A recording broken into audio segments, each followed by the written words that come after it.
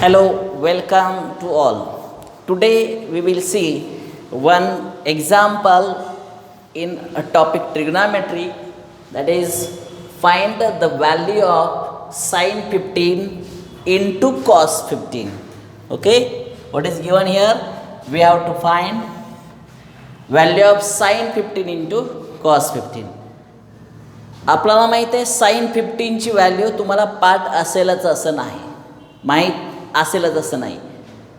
Cos 15 ची value सुद्धा माहीत असेलच असं नाही. ओके, मग यासाठी कसा विचार करायला पाहिजे बघा.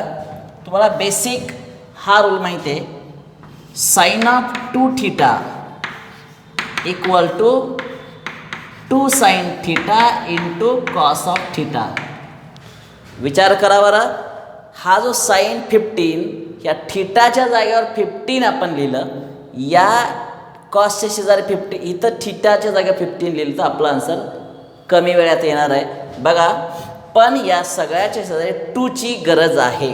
बघा काय दिलेलं आहे आपल्याला, तिथं लिहूया sine 15 into cos of 15.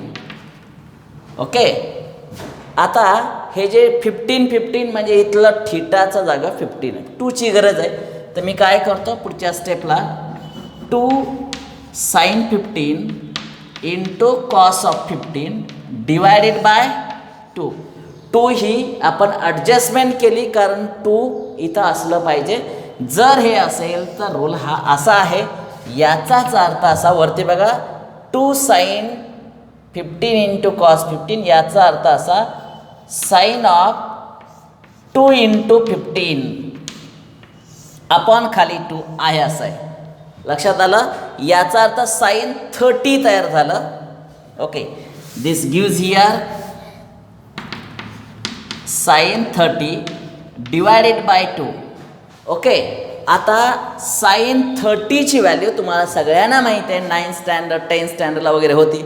Sign 30 ची व्हॅल्यू 1/2 असते. 1/2 असं तयार झालं. याचाच अर्थ असा 1/2 मल्टिप्लाय बाय 2 म्हणजे 1/4. अशा रीतीनं याची व्हॅल्यू आपण इथं शोधून काढलेली आहे. ठीक आहे, थँक्यू व्हेरी मच. इथं आपण थांबूया.